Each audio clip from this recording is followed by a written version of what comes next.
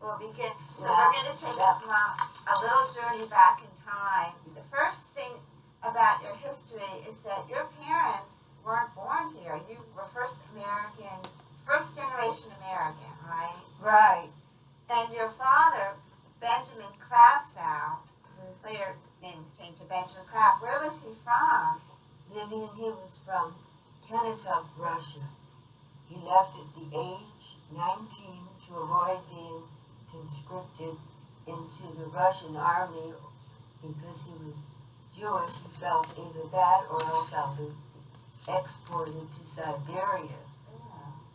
The Tsar at that time had a great animosity towards the Jewish population. Right, I think it was, you said Nicholas, right? Nicholas, but I'm not sure which one. Right. So he came over, and then... And he landed in Ellis Island with 5 cents in his pocket for a bagel.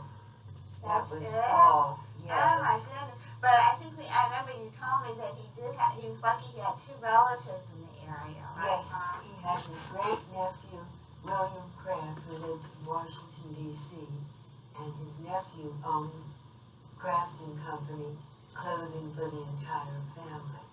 So my dad had a job to come to.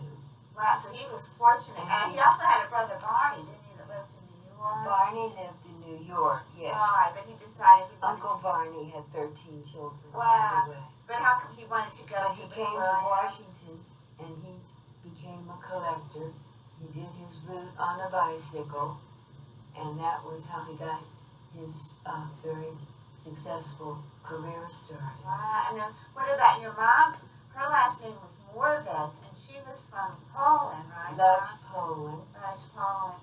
And she was one of 10 children. Wow. She had 1 brother, right? No, she had 4 brothers. She had 4 brothers, too?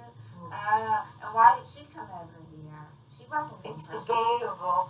I'm not sure, except she said it was, 1, to get an education, 2, because they were very orthodox, which meant she would have to have her hair shaven, and her mother wanted to marry her off at the age of 15.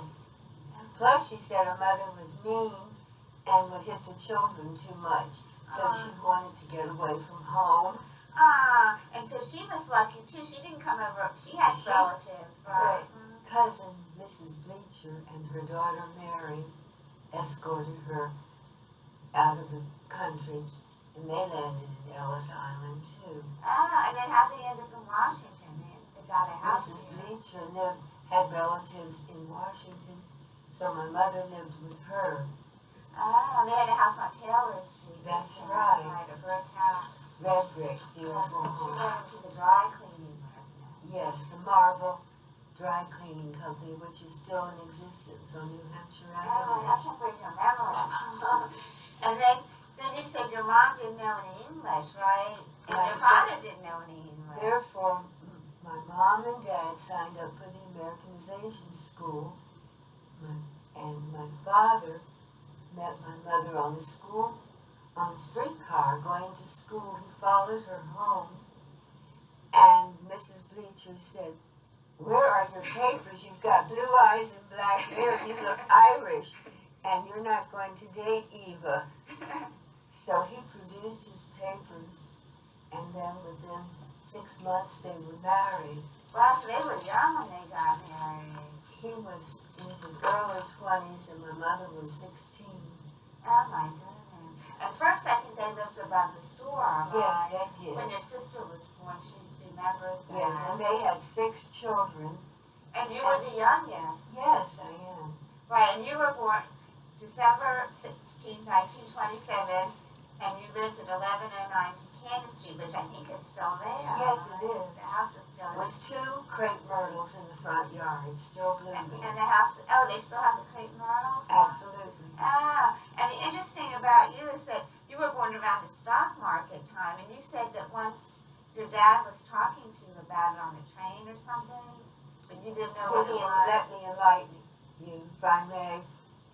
I was about 3 1/2 or 4 going to Patterson, New Jersey one Friday, the 13th, when the big crash happened. We were on the train, And my father was reading the newspaper, and he started crying. And I said, Dad, why are you crying? And he said, well, the train, we just had a crash. And then I never understood at that moment. But he was talking about the stock market. Yes, he right? was. Not the train. Not the train. And then we went to visit Aunt Celie in Patterson. She had a little grocery store.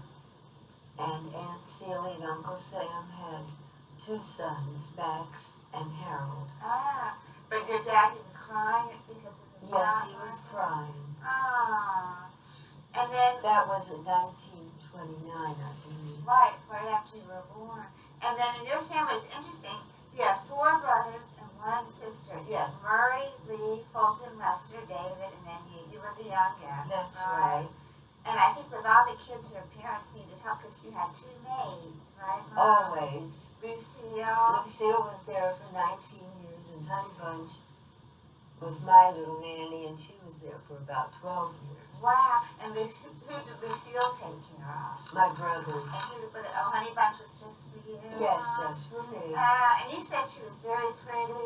She was a very... Clara Heron, but I called her Honey Bunch. Very beautiful, very intelligent. Oh, that was her nickname? But That wasn't I her gave her the name Honey Bunch. How could you call her Honey? Because she was so sweet. Ah.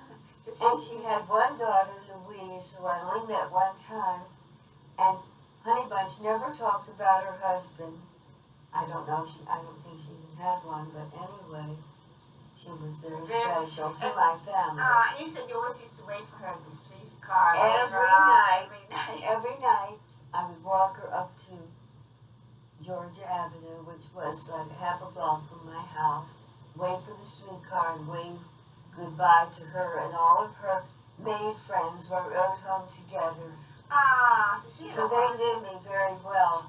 So you really enjoyed it. You said for lunch, she always used to fix your lunches and you'd have the same thing every day, lettuce. I went home from West School, and every day I'd say lettuce, tomato, and ham. Sometimes she'd add a slice of onion. I said, no, that wouldn't be good going back to school. So I walked 4 miles each day, back and forth to school. But I never missed that lunch. She always had the same lunch. I wouldn't have anything else. And a glass of chocolate milk. That is funny. So you didn't have lunch at school? No. I remember you said you had those graham crackers at school. You liked that snack. At 11 o'clock, they would serve a half a pint of milk and 2 graham crackers for 25 cents a week. You said this was But on rainy days, I did bring my lunch. Oh, you did? Yeah. And I was the storyteller for the school. I would make up stories from Nancy Drew books and entertain the children every rainy day. They'd clap for me and call, Edna, come and tell us a story. But I would tell them what the stories that I had just read in the Nancy Drew books. So nobody ever knew. They didn't know they were plagiarism. That's right. And then going back to your family, I know Kim wants us to talk a little bit about your mom. You were very close to Lee, and you said you always called her Sis, right? Very special. And you and her shared a bedroom. Yes, we did. And you said it was funny, your dad would come upstairs to check on you all. He would. And he'd say, Lee, why do you let her sleep in her bed, this little single bed? And she'd say, well, she promised that she won't move and she doesn't want to sleep alone. And he thought that was a big joke. You always slept on the edge of her bed. On the edge of her bed. And she was for about 10 years. It was a twin bed. Yes. Oh, and when she went out on dates and came in at ungodly hours, I'd be sitting up crying, I've been waiting for you. I didn't get any sleep. I know, it's funny you all shared a room. But we shared the same twin bed, and which nobody knew. Except for your dad when he came in. And she was sort of like a second mother to you all. Yes, because Lee's 12 years older, and she took on the responsibility of the family more or less. Yeah, because you said when your brothers got the measles. When they were, she would always tell my mother, who had rheumatoid arthritis and no medicine for it, she would say, you need Florida or Hot Springs, Arkansas, or go to take your treatments and I'll take care of the family. She was glad to get rid of my mother. And I know, like you said, at Christmas, she wrapped her Christmas Well, begin, so Yeah. we're gonna take Yeah.